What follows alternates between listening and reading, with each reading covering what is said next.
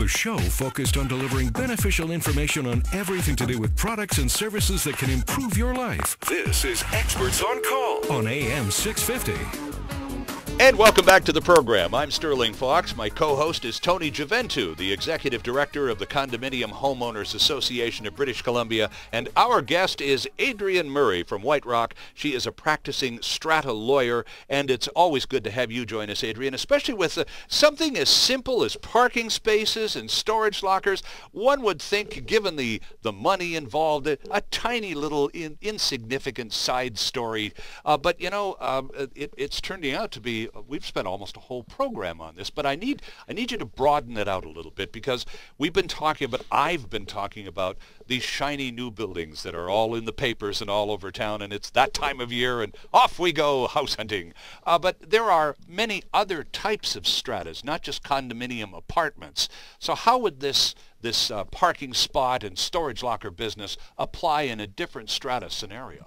Well, firstly, we're probably not going to worry about storage lockers once we get beyond the apartment style. I suppose that's true. So, yeah. So, but we have townhouse condominium or townhouse developments. They're all condominiums essentially, but townhouse developments. We've got bare land strata developments, and as you move further and further outside of the downtown core, of course, these buildings and developments tend to occupy more and more space. True. Now we've got issues relating to visitor parking, RV parking, boat storage. Now start moving into the Okanagan through the interior out to the Kootenays. You've got resort properties where they're going to store their skidoos, their snowmobiles, and jet skis. So parking can become, it's a huge issue. It's surprisingly huge, actually. I'm floored by it. when you know you focus on the one parking space from my car, and move it into the bigger areas.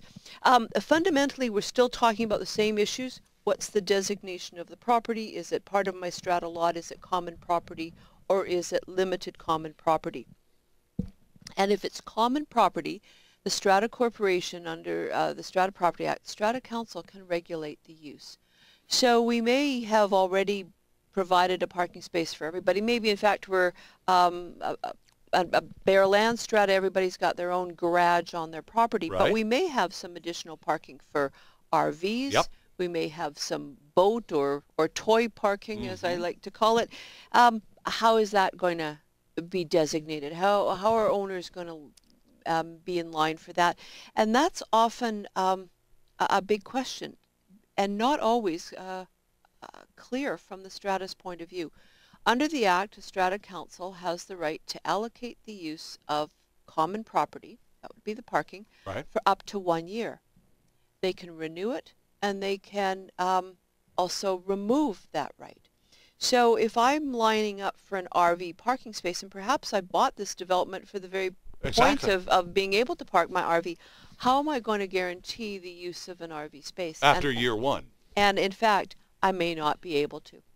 It's allocated at the control of the Strata Council. Yeah. Now, is that not something that you can get in writing beyond year one, or is it just a real coin toss after year one? Well, it's not so much coin toss, but the Strata Property Act actually limits the ability of the Strata Council to create those long-term parking assignments. So what's my remedy? I'm going to buy this place because it's got the best RV parking in the Okanagan, and I want to live there. But I want to make sure that I'm going to be able to park my unit there for as long as I want. How do I get around that? How do I secure and get some peace of mind so that I can live there and park my RV for as long as I want to park it there? It's a common complaint, though. Okay. You know, from our island and Okanagan offices, this is a common complaint about people who buy in, told that they get the RV parking. They're going to, absolutely. You're part of the lifestyle change. Absolutely, your 44-foot RV is going to fit perfectly in the space. By the way, there's a water hookup, an electrical panel there. You'll be able to plug in. It'll be safe. It'll be secure.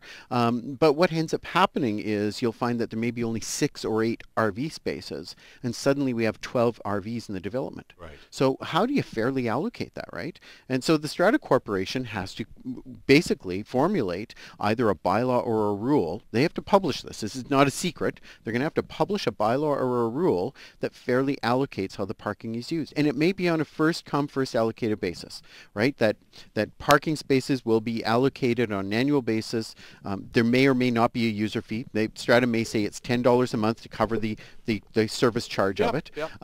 And you can park in this area from April 1st till the end of October, at which time your vehicle has to be removed because we use it for snow dumping during snow removal season, or it may park all year long. You know, most people that have RVs often are snowbirds, and they're gone south for the winter anyhow. That's right. But there needs to be some sense of how this parking is allocated, because what ends up happening is a person buys. We have one at Harrison Lake that's a great example. Somebody buys, they're told by the developer, we're going to give you a space for your RV. Right. They move in, and then lo and behold, they go to sell their unit thinking that this is attached to their unit and they're going to be able to say to the next buyer, we have an RV space. It's not true. It's just common property.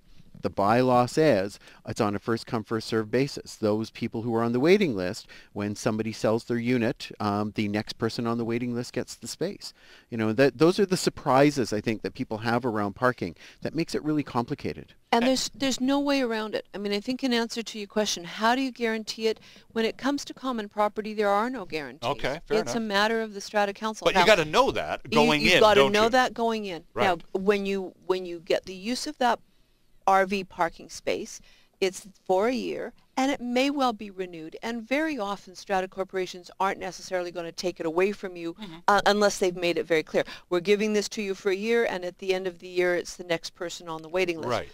But usually, you're going to get it for the length of time you're there. You won't likely be able to sell it. And that's really Tony's point, that if you're trying to promise a buyer when you go to sell that they'll get the RV parking, that is likely a mistake and could end up in court. Ah, okay. Well, this has been absolutely fascinating. Adrienne, we could go on for another hour. I'm just, as I said half an hour ago, the fact that parking spaces and storage lockers, seemingly insignificant little details, picky little things, turns out to be as enormous as they are in the overall picture. Adrienne, thanks for this. It's just been My pleasure. fascinating to find out exactly what a bit of a sticky wicket this all can be and how important the advice of a good lawyer can be in the process. And I'm floored that more people aren't tapping into people like you. Thanks for coming by. Thank you, Sterling. Tony, that was quite a program. Get it in writing. Make sure you get it in writing. Make sure you have an agreement. Make sure you get those agreements reviewed so that you understand that they're valid and enforceable. See you next time on Key Pacific's Talk About Strata.